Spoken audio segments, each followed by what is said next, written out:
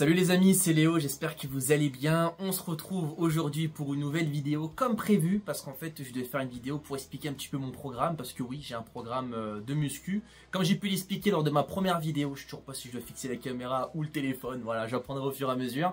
Mais comme du coup j'ai expliqué sur ma première vidéo, je prépare une échéance particulière qui est donc le marathon de Val-de-Reuil qui se déroulera le 20 octobre.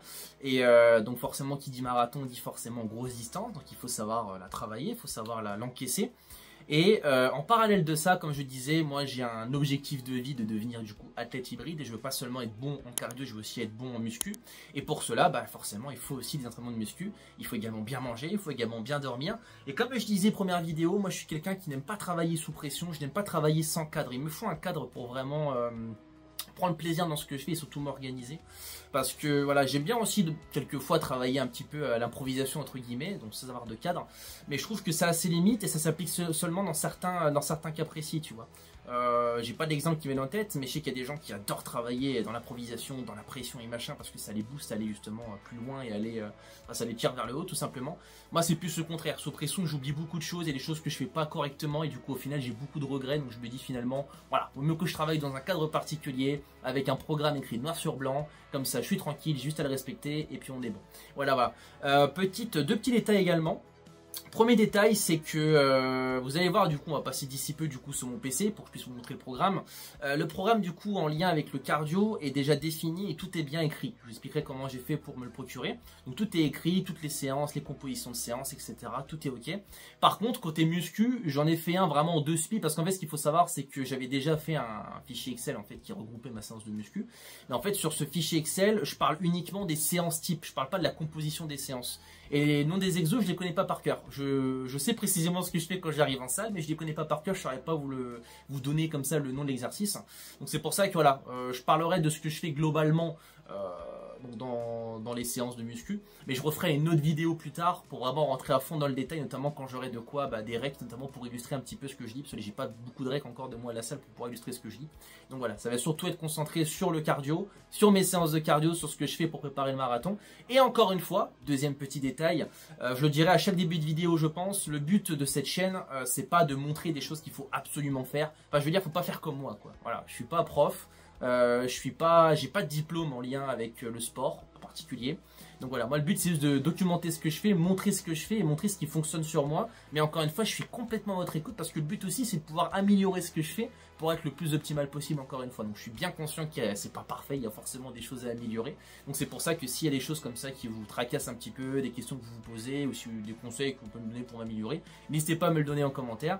Et puis vous savez quoi, j'ai l'écran qui est juste derrière, on va transiter dès maintenant sur le PC et je vous reprends dès maintenant. Bon les amis, comme convenu, on se retrouve du coup directement sur mon ordinateur. Bon, on passe du coup sur un format un peu différent, hein, plus gaming tout ça, parce que du coup il y a ma webcam qui est à droite et puis mon écran du coup qui est affiché en grand. Mais voilà, je pense que c'est la meilleure vue possible pour parler un petit peu du coup de mon programme. Alors voilà, du coup, comment se compose mon programme du coup de cardio pour ma prépa du coup marathon. Ce qu'il faut savoir, c'est que ce programme, comme son nom l'indique, suite prépa marathon, il arrive juste après un premier programme que j'avais du coup déjà fait au préalable. Alors, on va commencer déjà chaque chose en son temps, comme on dit. Mes programmes, je les créais pas moi-même, je les créais pas par un coach. Enfin, on va dire que si, c'est un coach, on va dire online. En fait, je les génère souvent par des applications. Moi, typiquement, avant mes chaussures que j'ai actuellement, donc qui sont des ASICS Gel Nimbus 25, il me semble, c'est ça l'appellation. J'avais en fait tout simplement des HOVR d'Under Armour. Et en fait, ce qu'il faut savoir, c'est que cette paire-là a tout simplement un capteur qui permet de suivre la cadence en fait de tes pas, la cadence en fait que tu as durant la course. Et cette cadence, elle est directement transférée à l'application mobile qui est donc Map My Run, c'est ça le nom de l'application. Et sur cette application, je pouvais tout simplement générer un programme qui sera personnalisé parce qu'en fait j'indique mon poids, ma taille et mes objectifs. Et en fait, j'ai une séance qui a un test 12 minutes et selon mes performances à ce test de 12 minutes, ça réadapte en fait tout le reste de ma préparation, enfin de mon programme. Donc j'avais commencé par faire le programme justement d'Under Armour et ensuite du coup j'ai changé de chaussure, donc j'avais plus ce capteur là qui était intégré dans ma chaussure et à ce moment là j'ai trouvé une autre solution et cette autre solution c'est tout simplement Strava. J'avais Strava Premium et en fait j'ai pu me servir tout simplement de la fonctionnalité pour créer un programme personnalisé pour le marathon et d'ailleurs il est même pas personnalisé je crois. Il est pas personnalisé, c'est un programme pour le marathon tout court. Et du coup, ce que j'ai fait, c'est que j'ai créé ce programme et je me suis servi de l'intelligence artificielle, la fameuse, pour pouvoir tout simplement compléter les cadences que je devais viser pour chaque séance. Je m'explique. Typiquement, là, j'essaie de pas taper dans le micro, ça pourrait être sympa. Je prends l'exemple du mardi, on fera le tour de toutes les 100 juste après. J'ai une course facile qui dure 40 à 50 minutes, allure visée 5,55, 6 minutes 10 au kilomètre. En fait, ce qu'il faut savoir, c'est que j'avais juste le course facile et 40 et 50 minutes. Et de mon côté, alors comment j'avais fait ça? Je m'étais basé sur une performance que j'avais fait donc il y a peu, sur un 10 km typiquement. J'avais fait le 10 km seulement de la course des Bleuets à Paris. Et j'avais fait un temps plutôt sympa, j'avais fait en 48 minutes. Alors j'étais vraiment au summum de ma force, hein, enfin de ma forme plutôt, parce que je pense que si je devais le refaire, j'y arriverais peut-être, mais franchement je galérais. Et j'ai fait du coup un 10 km en 48 minutes et grâce du coup à un tableau d'équivalence de temps, je m'étais basé sur ce temps là pour qu'il me donne du coup la fréquence, la vitesse que je devais viser à chaque étape symbolique en fait d'une course. Donc le temps que je vais viser sur 2 km, sur 5 km, sur 10 km, sur 20 km et sur 40 km et sur 42 km. Et ensuite ce que j'ai fait, donc j'avais du coup mes cadences qui étaient visées et j'ai demandé à l'IA, donc j'ai balancé mon programme du coup que j'avais généré avec Strava et je lui ai dit à présent pour toutes les typologies de courses, donne-moi le temps que je dois faire sachant que je souhaite viser un temps de 4 heures au marathon. Et en fait avec le temps que je lui ai envoyé et avec en même temps l'objectif que moi je me suis fixé, il m'a fixé pour chacune des courses faciles, fartlek, courses longues, jours de repos, non je déconne, fartlek, courses faciles etc. Il m'a fixé à chaque fois la cadence que je devais viser, l'allure que je devais viser pour chacune de ces courses. Donc c'est pour ça que du coup j'arrive à me retrouver avec un programme qui est assez précis et qui me dit précisément pour chacune de mes séances ce que je dois faire et le tout sans passer par des coachs. Alors je pense que je finirai par passer par un coach parce que encore une fois c'est une passion, pour moi je préfère investir dans quelque chose qui me plaît et quelque chose qui va me servir. Encore une fois je pense qu'avoir un coach il n'y a rien de mieux pour progresser, mais pour le moment ça fait l'affaire et je verrai du coup issu du marathon si c'était la bonne strat ou pas, mais en tout cas voilà les amis, on va passer du coup sur le détail de ce programme. Je suis désolé, il y a beaucoup d'informations, il y a beaucoup de choses qui apparaissent en même temps à l'écran, mais je referai avec grand plaisir une seconde vidéo si vous le souhaitez. J'aurais bien voulu mettre des petites images de transition, tu vois, genre moi qui cours, moi qui fais de la muscu, etc. Le problème c'est que j'ai pas encore de vidéo genre de moi, vu que je viens de commencer la chaîne tout simplement et j'ai pas encore eu le temps d'aller à la salle depuis que j'ai commencé à filmer. Je reviens de vacances donc forcément j'ai pas eu le temps non plus de filmer beaucoup de choses tout court, mais ça arrivera d'ici peu, vous inquiétez pas. Et donc c'est parti. Alors ce qu'il faut savoir c'est que déjà le lundi c'est jour de repos. Le lundi c'est jour de repos parce qu'en fait il va précéder ma course, oui, il arrive après tout simplement. Il arrive après ma course longue qui est donc le dimanche. Donc forcément je me cale un petit jour de repos quand même, faut pas abuser, faut pas pousser mémé dans les orties. L'idée quand même c'est de pouvoir démarrer la semaine en forme et pouvoir du coup faire l'ensemble de mes séances qui arriveront du coup durant la semaine. Ce qu'il faut savoir c'est que sur tous les jours de la semaine alors, tous les jours de la semaine, sauf le lundi et le dimanche, j'ai 2 séances par jour. Donc j'ai séance de muscu et j'ai séance de cardio. Donc voilà, on passera après à la muscu. D'abord, on commence par le cardio. Donc le lundi, du coup, c'est repos. Ça, on est good. Le mardi, j'ai une séance, du coup, course facile qui va durer entre 40 et 50 minutes. C'était notamment l'exemple de course que j'avais mis, du coup, sur ma première vidéo de présentation. 40 à 50 minutes à allure, du coup, visée. Donc 5 minutes 55, entre 5 minutes 55 et 6 minutes 10 au kilomètre. C'est une allure plutôt facile. Alors le but, alors pareil, il faudrait que je détaille aussi mes zones parce que j'ai pas encore eu le temps de vraiment travailler de savoir en fait à quelle fréquence cardiaque, la vitesse plutôt que j'arrivais à atteindre pour rester dans mes zones. Ça j'ai pas encore défini, il faudrait que je le fasse. En plus j'ai une montre qui parlait de le faire, donc comme ça me permettrait de travailler sous forme de zone et de savoir précisément quand est-ce que je suis trop rapide, quand est-ce que je suis trop lent, parce qu'en fait je pense que viser uniquement des allures et uniquement des cadences c'est pas la chose la plus optimale, parce que typiquement si toi tu cours à 5 minutes 55 et moi je cours à 5 minutes 55, on n'a pas la même fréquence cardiaque et donc forcément on travaille pas les mêmes zones. Et en fait course facile, si c'est trop rapide et que ma fréquence cardiaque commence à partir en cacahuète, je travaille pas de manière optimale, alors que si toi par exemple tu cours à 5055 et que tu es bien dans la bonne zone, tu travailleras de manière plus optimale que moi, tu vois. Ce que je veux dire c'est que viser une allure c'est bien quand tu es débutant, je pense, encore une fois c'est pas là où ça fuse, je pense que c'est bien quand tu es débutant, mais très vite par rapport à tes battements cardiaques tu te rends compte que c'est pas forcément la meilleure des choses, tu vois. Donc faudrait que je vois par rapport à ça pour réadapter. Mais en tout cas du coup le mardi c'est du 40 à 50 minutes. Alors je l'ai pas dit aussi, c'est par semaine, hein. J'ai 12 semaines de prépa. Là du coup on est sur la première semaine. Donc 40 à 50 minutes à 5,55, 6 minutes 10 du coup au kilomètre. Le mercredi on est sur une course facile 45 minutes 1 heure, même temps 5,55, 6 minutes 10. Le jeudi c'est du fartlek. Alors le jeudi globalement c'est soit fartlek soit intervalle. Il y a du Yasso 800 également, je sais plus ce que c'est précisément le Yasso 800, je crois que c'est une sorte de gros test sur 800 mètres.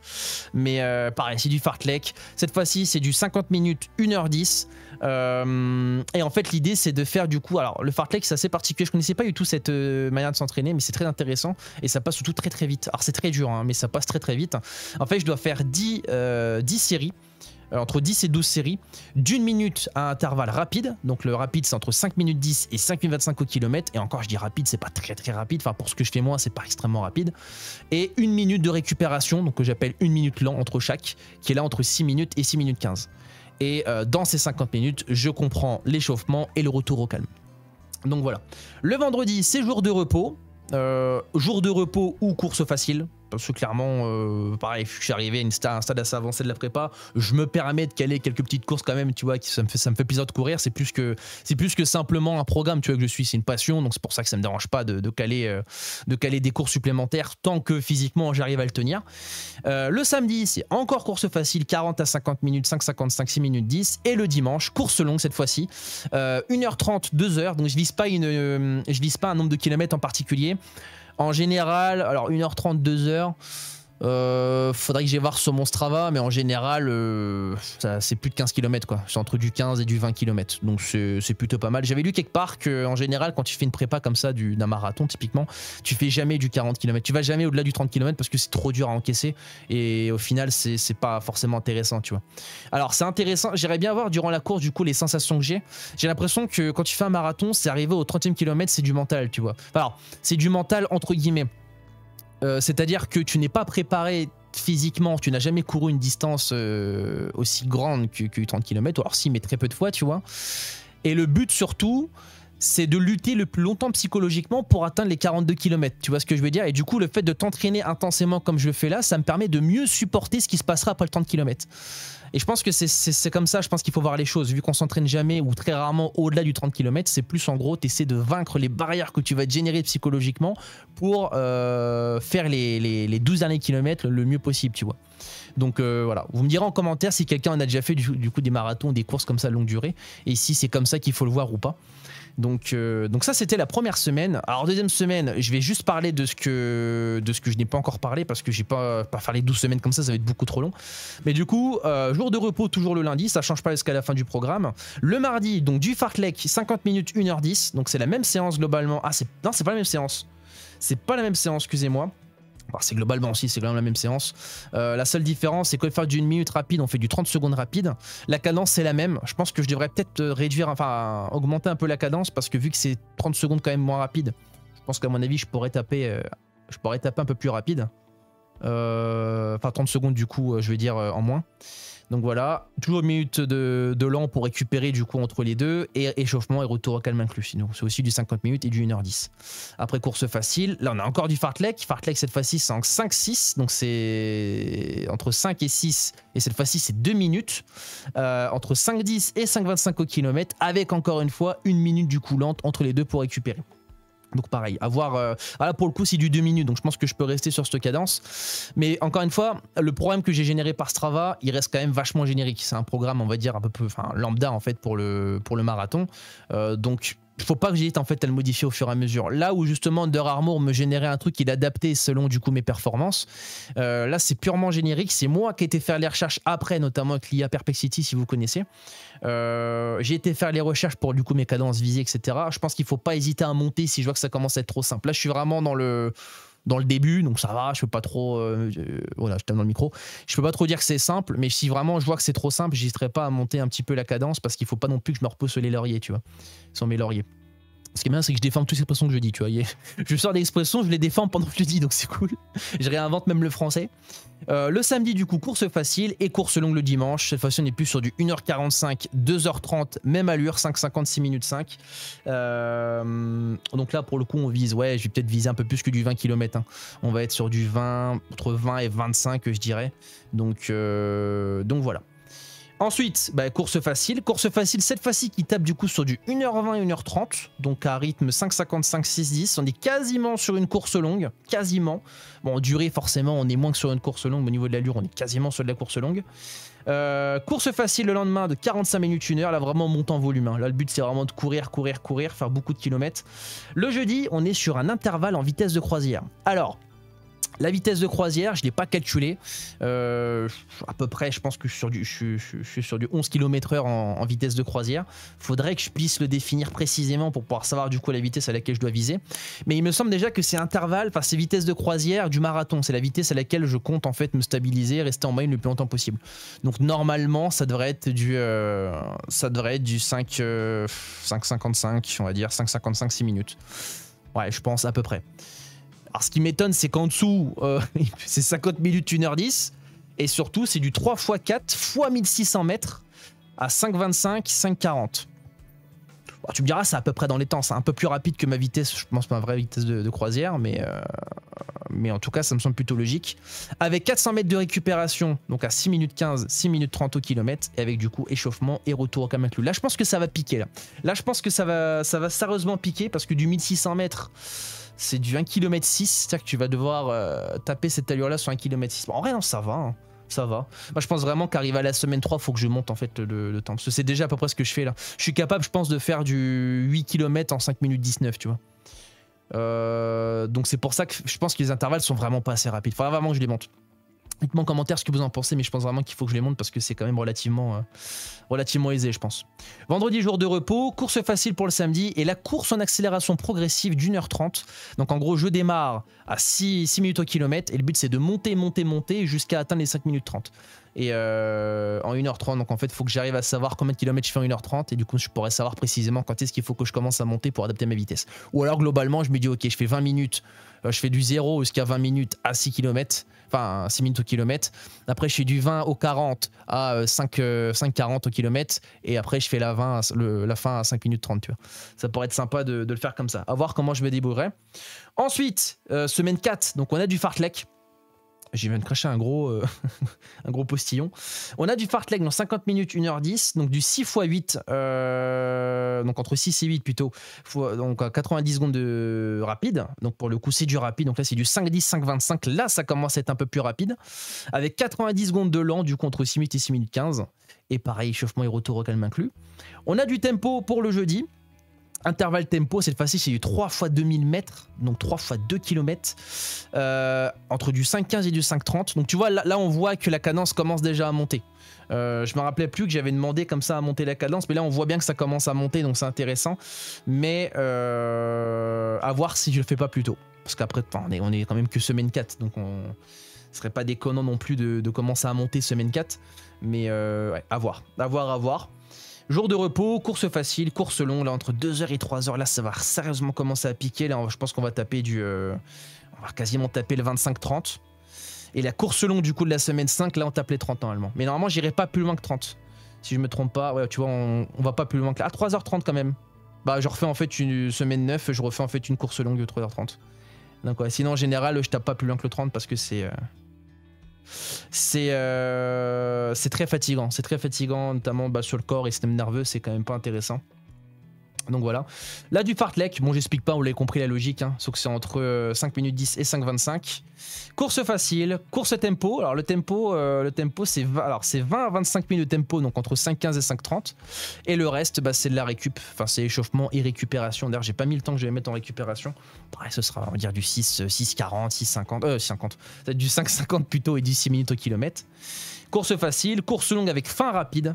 Donc les dernières 20 à 30 minutes je le fais à 5,30, sinon c'est 5,50. Et puis globalement, voilà, j'ai fait à peu près le tour.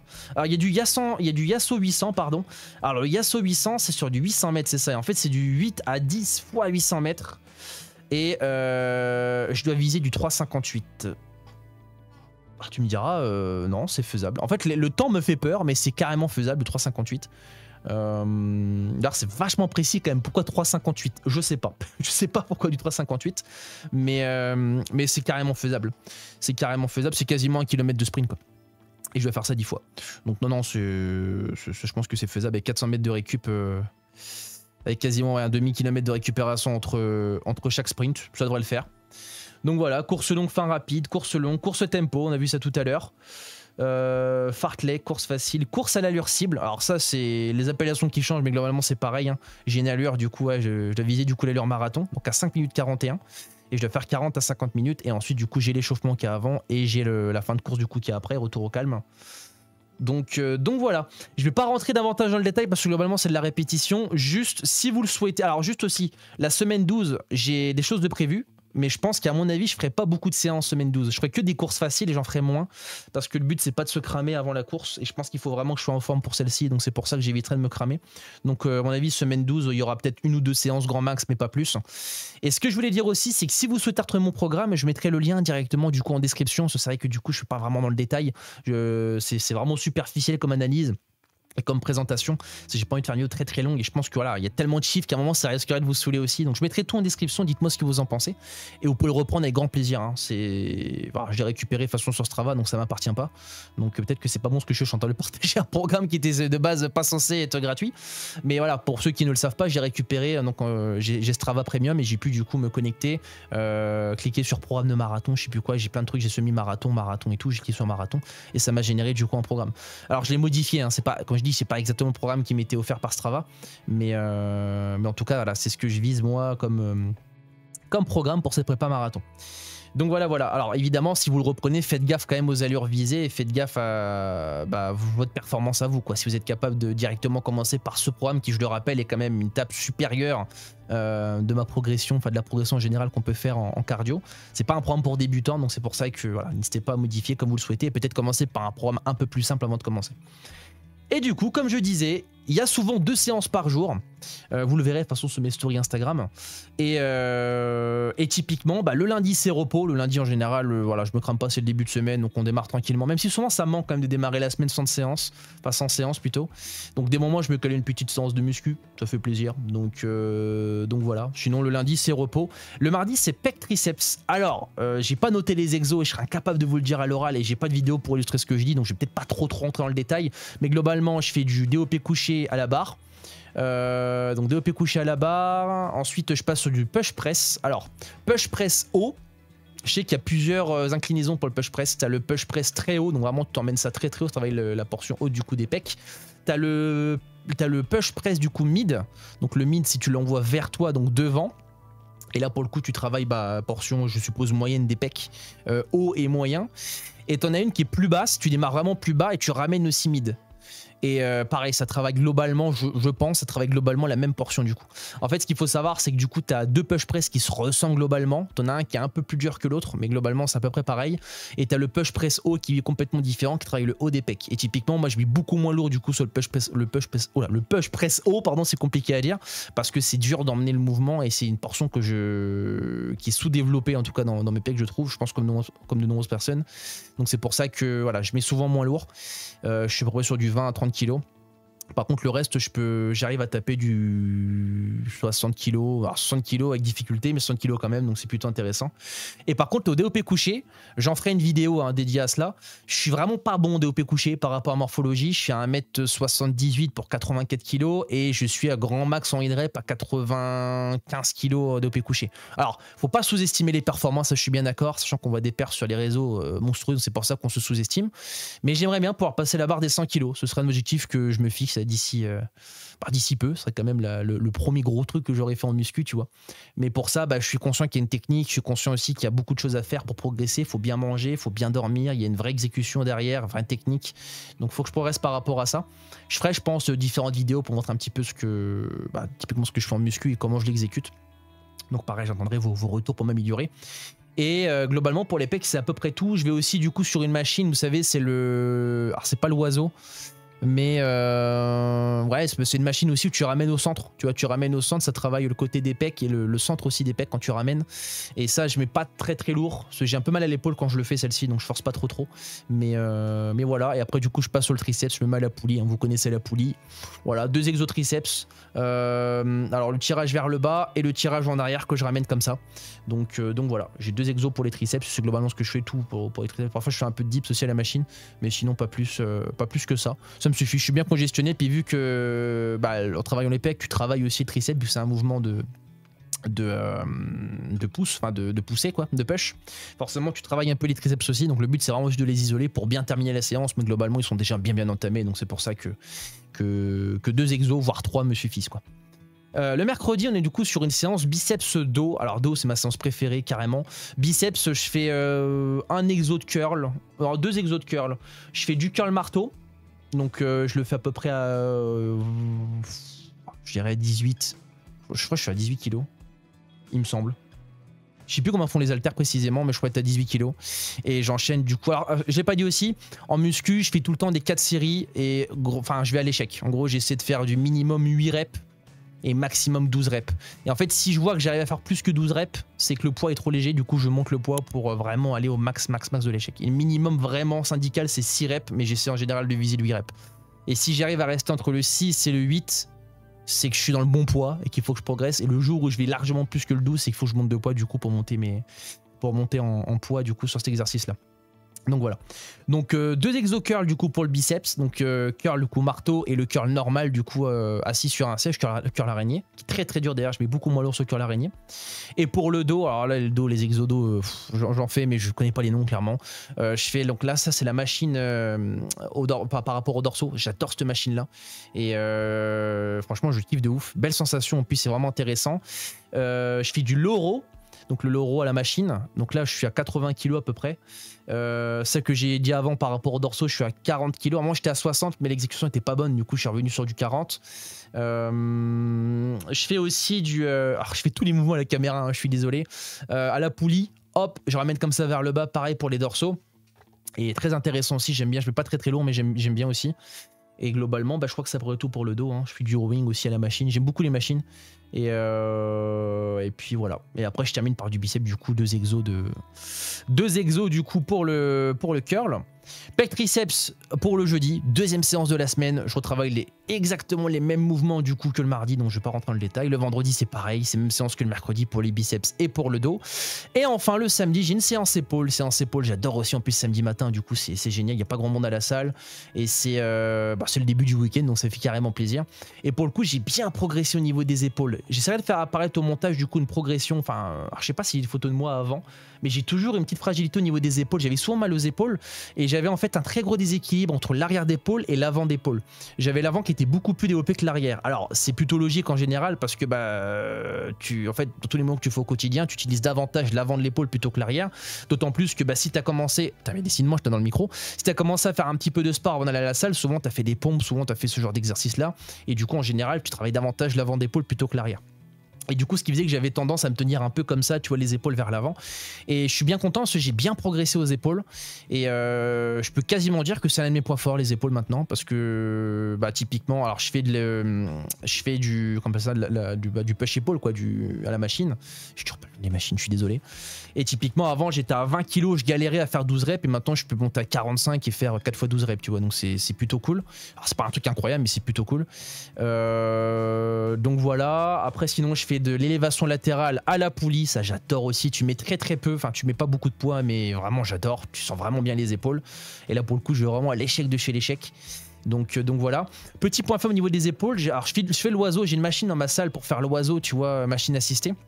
Très intéressante et j'aime beaucoup du coup les sensations. Je peux mettre très lourd dessus, mais j'arrive pas à faire l'oiseau aux haltères. Voilà, j'arrive pas à le faire. J'ai pas bonne exécution. Puis je sens que c'est très bizarre comment je le fais. Donc c'est pour ça que je force pas trop. Je vais pas me taper la honte à la salle. Du coup, je le fais seulement à la machine. Mais pareil, sensation incroyable. Je kiffe trop le faire à la machine. Et après, globalement, pour les épaules, c'est à peu près tout. Moi, je te tape aussi du développé aux haltères sur du banc, enfin, sur un banc du coup aux haltères. Donc voilà, et à peu près je suis à peu près à, je crois que je fais pas très lourd, souvent je le fais après du coup à la machine et je suis bien cramé. Du coup en général je finis par un peu plus de 20 kg quoi, mais c'est pas beaucoup. Mais en tout cas, belle petite séance pour les épaules, pour le muscu, pour les épaules. Et le dimanche, du coup, on termine sur du repos. Donc voilà, c'était mon programme, du coup, qui permettait de me combiner, du coup, à la fois muscu et à la fois le cardio. Et je propose qu'on repasse dès maintenant, du coup, sur la caméra centrale. Les amis, du coup, on repasse directement sur la caméra centrale avec un autre micro. Je pense que la transition sera peut-être un peu violente parce que c'est vrai qu'on passe d'un micro carrément studio à un micro de smartphone. Donc c'est pas forcément qualitatif, on va dire. Bon, ça l'est forcément, mais ça l'est moins plutôt qu'un micro de studio. Mais en tout cas voilà, c'était mon programme actuel par rapport à ce que je fais actuellement en sport, donc pour mélanger du coup cardio et muscu. Encore une fois, c'était à la fois beaucoup d'informations, en même temps pas trop d'informations, au sens où je suis pas rentré à fond dans le détail, parce que comme je l'ai dit, hein, pour l'endurance, on était sur 12 semaines, j'allais pas faire les 12 semaines une par une. Et d'un autre côté, je pense avoir quand même beaucoup parlé, il y a dû avoir beaucoup de chiffres, beaucoup de tout ça, donc c'est pour ça que s'il y a des questions, ou si vous souhaitez avoir le programme, n'hésitez pas à cliquer directement dans la description, il y aura tout, vous pourrez vous y rendre, il n'y a pas de souci là-dessus. N'hésitez pas à donner des conseils pour l'améliorer également. Comme je disais, je pense que je vais retravailler un petit peu les cadences des premières semaines, parce que ça me paraît quand même un peu simple. Et puis voilà, le but c'est encore une fois de progresser et de pas se brûler en même temps les ailes entre guillemets à vouloir démarrer trop vite et du coup arrêter ou se décourager. Enfin, je serais pas découragé, ça c'est sûr et certain. De toute façon, je me suis inscrit au marathon, donc déjà d'un point de vue genre purement symbolique, je peux pas me dire ok finalement j'y vais plus ou ok j'y vais pour juste assurer minimum. Non non. Et en plus, bah, comme je dis, c'est une passion, tu vois. J'y pense tout le temps, je veux faire cet objectif, je veux l'accomplir, je veux progresser. Et donc c'est sûr que voilà, que ce soit dur, pas dur, que ce soit moyennement dur, que ce soit très dur, je continuerai, j'ai des objectifs bien en tête et je ferai tout pour les atteindre. Donc c'est pour ça que voilà, je pourrais pas, en tous les cas j'abandonnerai pas. C'est pas que je pourrais, c'est sûr et certain que je n'abandonnerai pas. Mais l'idée, voilà, encore une fois, c'est de pouvoir quand même aller un peu plus loin sans se blesser et sans se cramer les ailes. Donc voilà, je pense que je retravaillerai et on refera à ce moment-là du coup une autre vidéo pour faire le point justement sur cette amélioration de programme. Et j'espère que c'est même sûr que d'ici là du coup j'aurai d'autres vidéos à mettre pour illustrer un petit peu tout ce que je fais, les exos de muscu, des séances de cardio, d'autres vidéos qui vont être un petit peu dynamiser celle-ci. C'est vrai que là on est quand même sur un truc ultra basique, c'est moi qui parlais à une caméra devant le PC et là devant mon téléphone, tu vois, donc je pense qu'il y a de quoi faire. Mais voilà. Et juste par rapport à mon organisation, bon ça c'est purement pour moi, mais j'en parle quand même parce que c'est sympa. Ce qu'il faut savoir, c'est que je me suis lancé une grosse déterre là pour pouvoir aller à la salle le matin avant d'aller au boulot, parce que du coup je prends les transports. Et avant de prendre les transports, j'aimerais pouvoir aller à la salle.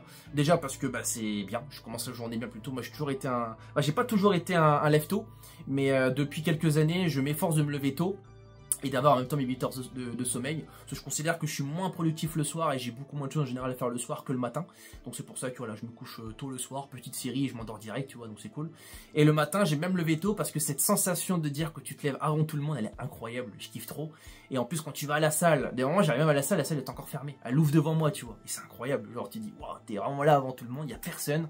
Et d'autant plus que c'est intéressant parce que du coup je pourrais prendre mon trépied, je pourrais filmer mes séances. Alors pour le moment j'ai pas de micro-cravate, donc je pourrais pas parler à la salle et je vous avouerai que je suis pas trop à l'aise avec ça. Au moins filmer, et je ferai après des voix off de mon côté pour illustrer un petit peu tout ça. Mais voilà, je filmerai au moins mes séances. Donc l'idée c'est d'y aller avant le travail du coup pour la muscu. Et pour le cardio, souvent je le fais à midi, durant ma pause du midi du coup au boulot. Parce que j'ai une autre salle du coup qui est à côté de là où je travaille. Et il y a des beaux tapis et tout, c'est vraiment stylé. Donc en vrai, je le fais le midi, c'est cool. Et puis voilà. Et si j'arrive pas à faire le midi, je le fais le soir en rentrant du boulot. Mais je préfère le faire le midi parce que le soir, je suis vraiment dans une optique de le faire parce qu'il faut le faire. C'est moins prise de plaisir parce que je suis vraiment KO et en plus, il faut que je me couche tôt, donc c'est pour ça qu'au final, je perds un peu de temps. Enfin, je suis pas sûr d'avoir le temps qu'il faut plutôt. Donc le mieux, c'est de faire le midi quand je suis encore bien en forme, je profite bien. Même si c'est sur tapis, bon, le tapis c'est un peu chiant, je préfère quand même courir dehors. Mais je profite bien quand même, donc c'est cool. Et puis voilà. Et le dimanche, ma course longue évidemment qui se fait dehors. Je peux pas la faire sur un tapis, sinon c'est mortel sur un tapis, faire une course longue. Je pense qu'il y a des gens qui doivent le faire, mais clairement, c'est la mort. Là, c'est vraiment zéro plaisir, quoi. Donc voilà, je préfère le faire dehors. Et les amis, c'est la fin de cette vidéo déjà, ou je ne sais pas si c'est déjà, je sais pas du tout combien de temps a duré le rec sur l'ordinateur, donc je sais pas comment fera cette vidéo, mais en tout cas j'espère sincèrement qu'elle vous aura plu. Si c'est le cas, n'hésitez pas à me dire en commentaire, à partager la vidéo, à liker et vous abonner, ça me ferait super plaisir et ça m'aiderait énormément. Et sur ce les amis, je vous remercie d'avoir visionné cette vidéo, je vous souhaite une très bonne journée ou une très bonne soirée, et je vous dis à la prochaine pour une autre vidéo, à très bientôt, bye.